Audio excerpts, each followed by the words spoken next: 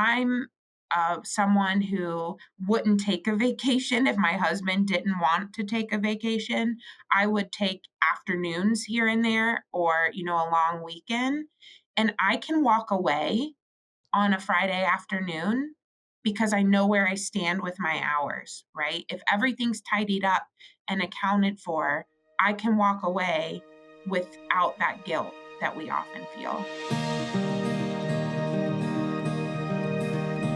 Welcome to our Happy Rainmaker video series.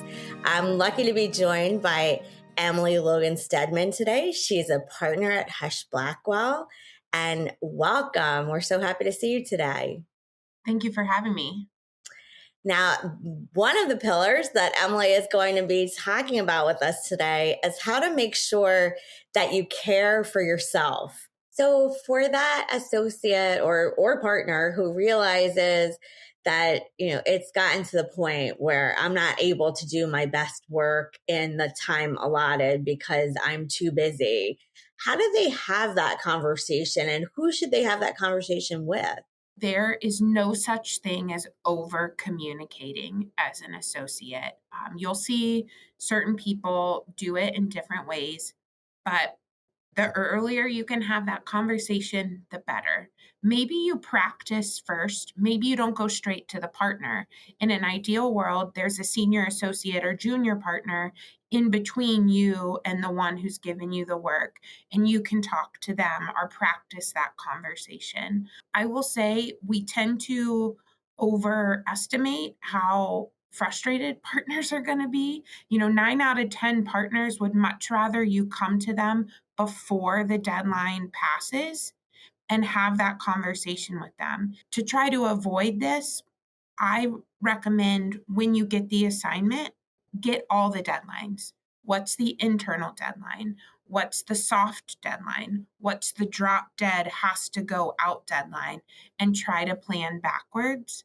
If you're feeling overwhelmed when a partner comes to you and asks you if you can take on one more project, that's another opportunity to use the yes, but.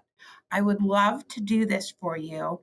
Here's everything else I have on my plate. How firm is your deadline? Are there any of these other projects that you think I can put on the back burner? But make it a conversation and put them in the driver's seat to help make the decision. And then one more question. Associates and partners have hours expectations too, but especially in the beginning of your career, it seems like such a big number to me. How do you get a sense of autonomy and independence and feeling like a professional when you have that big number that you're up against all the time? That's a great question. And we could probably do, 12 videos on the billable hour. We'll have to have you back 12 more times. The billable hour has its pitfalls, and there are some substantive cons to the billable hour.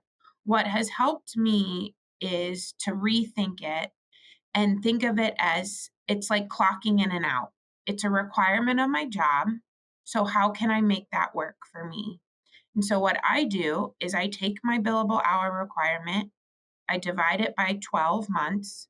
And then every month I look at my calendar and I plan for the days where I won't bill at all or where I'll only bill a half day.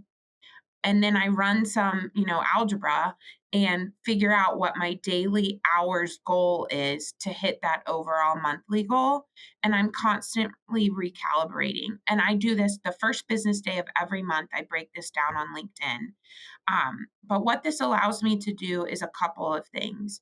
One, it helps me not feel guilty on the days that I'm not billing at all. Maybe I'm on vacation. Maybe I've got a doctor's appointment, whatever it is. It also helps me know when I need to go knock on doors and get more work because I'm a little bit behind. Or I can slow down. I'm someone who wouldn't take a vacation if my husband didn't want to take a vacation. I would take afternoons here and there or, a long weekend. And I can walk away on a Friday afternoon because I know where I stand with my hours, right? If everything's tidied up and accounted for, I can walk away without that guilt that we often feel.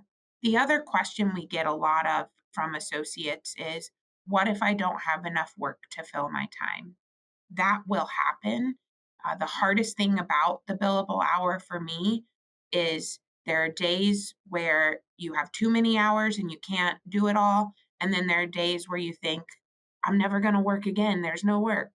And the ebbs and flows are difficult. When you're in a slow time, to exercise control and to show yourself and your firm that you're invested, bill all the investment time.